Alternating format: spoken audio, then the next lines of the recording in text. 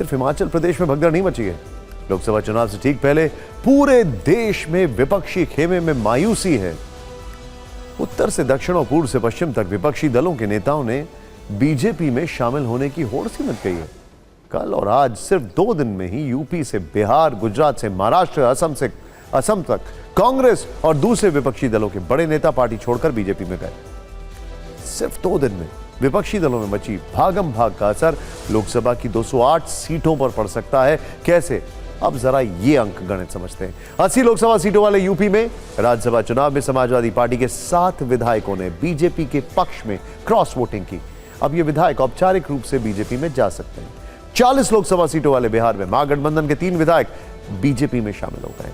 48 सीटों वाले महाराष्ट्र में कांग्रेस को झटका लगा है। महाराष्ट्र कांग्रेस के कार्यकारी अध्यक्ष बसवराज पाटिल बीजेपी में चले गए।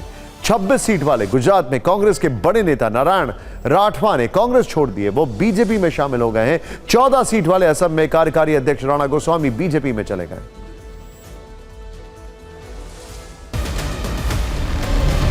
समाजवादी पार्टी के अध्यक्ष अखिलेश यादव लोकसभा चुनाव की तैयारी में लगे हैं। वो पीडीए का नारा दे रहे हैं, लेकिन यूपी में राज्यसभा चुनाव में उनकी आंखों के सामने 7 विधायकों ने क्रॉस वोटिंग कर दी। एक विधायक महाराजी प्रजापति वोट डालने ही नहीं आई। जाने वाले को कोई नहीं रोक सकता और अंतरात्मा से आपको ये बताना चाहिए कि क्या पैकेज मिला तो समाजवादी पार्टी को छोड़ के चले गए। विपक्ष को झटका 80 सीट वाले यूपी में ही नहीं लगा, 40 लोकसभा सीटों वाले बिहार में भी भगदड़ मची है। कल आरजेडी और कांग्रेस के 3 विधायक बीजेपी में शामिल हुए। आरजेडी की संगीता कुमारी के अलावा कांग्रेस के मुरारी गौतम और सिद्धार्थ सौरभ डिप्टी सीएम सम्राट चौधरी के साथ सदन में दाखिल हुए। तीनों विधायक विधानसभा के अंदर एनडीए के सदस्यों के साथ बैठे नजर आए। बाकी लोग तो टूटते रहे, टूटेंगे, सरकारें टूट रही है, मुख्यमंत्री टूट रहा है, तो सदस्यों की क्या विषाद है। भाजपा नीतीश कुमार जी के नेतृत्व में भाजपा जदयू का गठबंधन यहाँ बन गया है, तो दूसरे सभी दलों में समझिए कि बेचैनी है। इससे पहले विधानसभा में फ्लोर टेस्ट के दौरान भी आरजेडी के 3 विधायकों ने क्रॉस वोटिंग की थी।